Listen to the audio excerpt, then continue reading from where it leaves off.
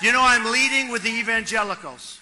I'm a good Christian, and I'm leading with the evangelicals. And I want to tell you something. Christianity, and I put it in the same vein and sometimes in the same sentences, Christianity is being chipped away at in this country.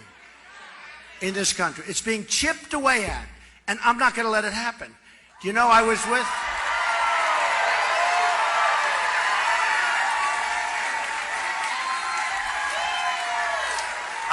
a whole room full, like 50 pastors, ministers, great people, some of whom I knew pretty well and some I don't. And I said to them, let me ask you a question. How many Christians, evangelicals, but just Christians, do we have in this country? And they were saying maybe 250 million, maybe 260 million. I said, so that's more than we have women. It's more than we have men. It's by far the biggest group. Then why aren't you banding together and getting the kinds of things you want?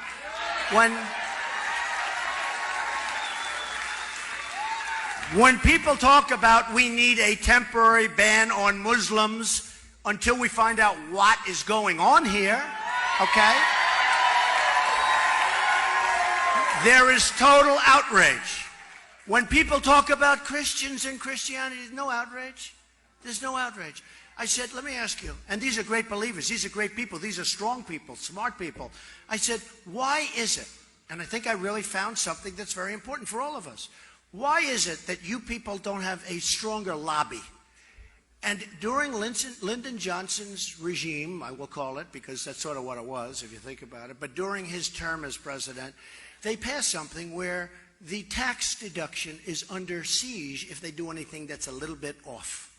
Okay? So they're going to lose tax-exempt status, right? And I said, wait a minute, that's right, that's the answer. I figure, I'm a pretty smart guy, I figure things out pretty quickly. So as soon as I mentioned it, I said, that's it. Because I said then, so the man walking, I was in Trump Tower, I pointed down to the sidewalk, there were people walking on the sidewalk.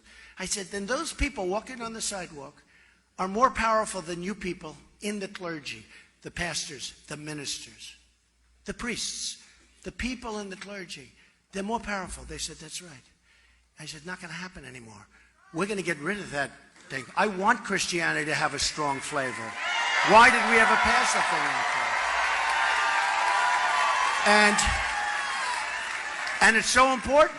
I mean, really, they've shut Christianity down. And these are great people, but they're afraid to do. For instance, some people came up to me, Mr. Trump, I love you. You're the best. You're going to be the greatest leader. You're going to be... I want to endorse you. I'm endorsing you. But I'm not allowed to do it publicly because if I do it publicly, I may lose for the church the tax-exempt status. So they're really being silenced, and we can't let that happen. We can't let that happen. I don't care about the endorsement. They're really being silenced. We can't let that happen. We're not going to let it happen. And we're going to get that thing repealed. And think of the power we have over the Democrats, over the Republicans. I mean, the power is incredible. So we're going to get that taken care of, and we're going to be back. And I'll tell you what, come Christmas time, we're going to all be in these department stores that don't have Merry Christmas, and we're going to see Merry Christmas right in those stores, right? They don't put it up anymore. We're going to see Merry Christmas at the department stores again, folks. You goes into these stores, you don't even see Merry Christmas anymore. You say, why? Why? The store owners and the big companies especially, like Macy's, which is extremely a very disloyal company. But these big companies, they don't want to use it because it's not politically correct. It's going to be not politically correct not to put it up. You watch. You watch. You watch. So we're going to be saying Merry Christmas again. So I told you, they're chipping away at Christianity and they're chipping away at the Second Amendment every year. Chip, chip,